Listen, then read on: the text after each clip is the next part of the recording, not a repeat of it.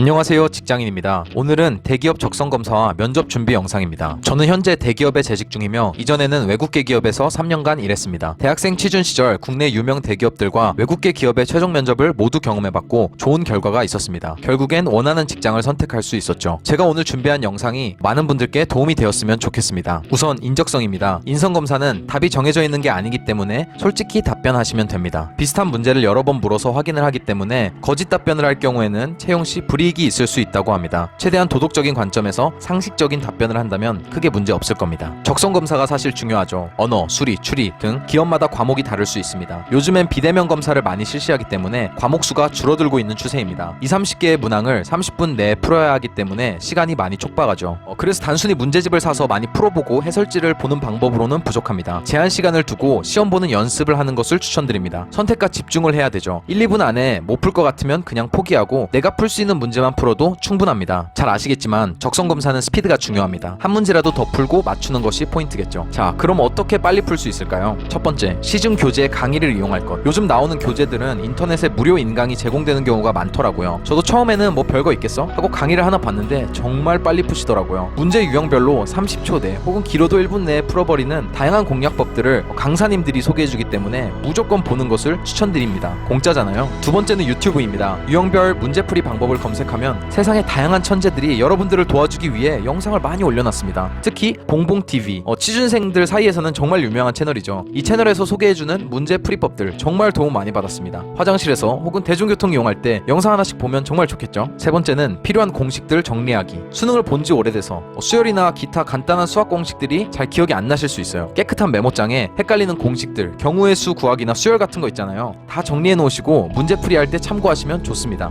인적성은 여러분들께 도움되는 채널들이 정말 많기 때문에 이 정도만 하고 면접 준비 알려드리겠습니다. 면접 준비, 기본적으로 준비해야 될 것들을 알려드릴게요. 첫째, 회사 관련된 핵심 기술, 제품, 그리고 지원한 직무 제대로 파악하기입니다. 요즘엔 대부분의 정보를 유튜브를 통해 찾을 수 있습니다.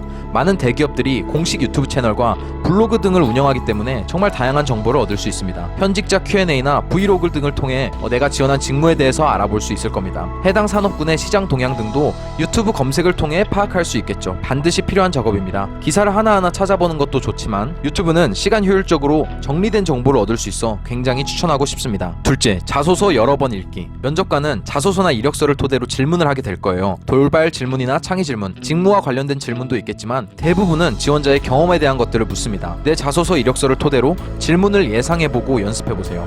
녹화나 녹음을 해서 본인의 대답이 어떤가 확인해보세요. 정말 큰 도움이 됩니다. 세 번째, 1분 자기소개 준비하기. 이건 국룰입니다. 면접을 시작하면 면접관들이 자기소개 준비해온 거 해보세요 할 겁니다. 내가 자기소개를 하는 동안 어떤 분은 나를 보고 있을 수도 있고 다른 분들은 그때 내 서류를 읽어보실 겁니다. 어렵거나 긴 문장을 사용하는 건 추천드리지 않습니다. 면접관이 서류를 읽어보면서 귀로만 들어도 이 면접자 괜찮네, 담백하네 이런 느낌이 든다면 충분합니다.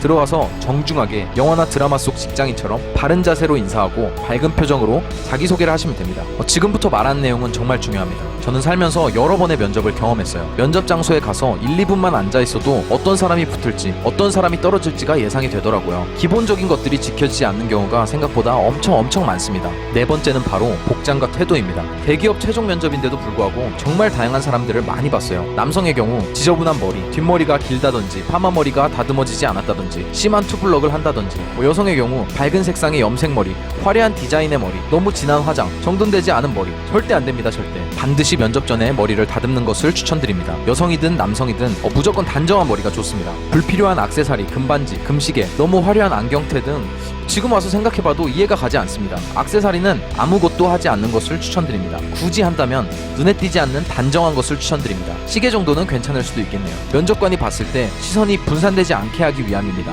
대화 중 온전하게 면접자에게만 집중할 수 있는 복장이 좋겠죠. 면접은 남색 등 어두운 계열의 정장이 단정하고 좋습니다. 화려한 색상의 셔츠는 피하시고 흰색이나 하늘색 셔츠 정도가 무난하겠네요. 넥타이 역시 튀는 색상은 피하시는 게 좋습니다. 비즈니스 캐주얼로 면접 의상을 정해주는 경우도 많습니다. 있습니다. 이런 경우 검정 슬랙스에 무난한 셔츠를 입는 것도 좋지만 가능하다면 격식 있는 정장을 입는 것을 추천드립니다. 여성의 경우 굽이 높은 구두나 뾰족 구두 등 걸음걸이에 방해가 되거나 시선이 가는 구두는 피하시면 좋습니다. 헤어랑 메이크업은 중요한 면접이라면 한 번쯤 샵에서 바꿔 가는 것도 편하지만 부담스럽다면 머리는 최대한 깔끔하게 하나로 묶고 가면 좋고 앞머리도 단정하게 정리하시면 됩니다. 앞에 잔머리는 너무 수두룩하지 않게 합니다. 메이크업은 눈 화장은 화려하지 않게 하고 색조 화장보다는 피부 표현을 깔끔하게 하는 게 좋습니다. 면접장에서 대기 시에는 허리를 구부정하게 하거나 다리를 떨고 있는다든지 불필요한 행동은 하지 않는 게 좋습니다. 제가 지금 말한 기준으로만 지원자를 걸러도 절반 정도는 걸러집니다. 항상 바른 자세를 유지할 수 있도록 합니다. 평소 습관도 정말 중요한 것 같습니다. 자, 이제 가장 중요한 면접 진행에 대해 알아볼게요. 어떤 기업이든 직무 면접은 실무진들이, 인성 면접은 임원급들이 면접관으로 들어오는 경우가 대부분입니다. 직무 면접에서는 전공 혹은 사업군에 관한 질문들이 있겠지만 두 면접 다 자기소개서나 이력서를 기반으로 질문을 하게 됩니다. 밝은 표정으로 대답하고 아이 컨택을 자연스럽게 합니다. 한 사람당 3초에서 5초 정도씩 쳐다보면서 이야기를 하고 허공을 본다든지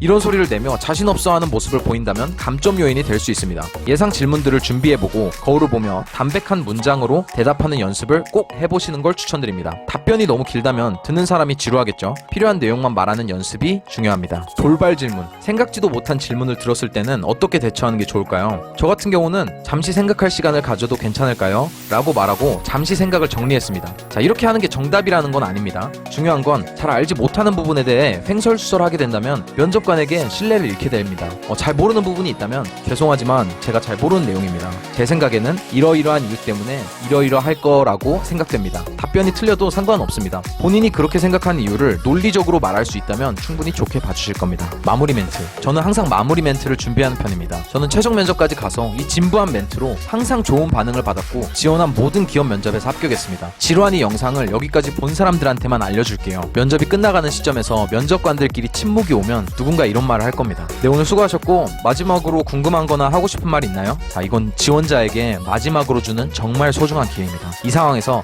네, 수고하셨습니다 하고 나가버린다면 돈으로도 살 수 없는 값진 기회를 그냥 버리는 거나 다름없습니다. 저는 대부분의 면접을 이렇게 마무리했습니다. 면접 진행하시느라 정말 고생 많으셨습니다. 좋은 질문들을 주셔서 저에게도 정말 유익한 시간이었습니다. 감사합니다. 지금 무슨 생각이 드시나요? 진짜 장난하나? 그 정도 말을 누가 못한다고 그래.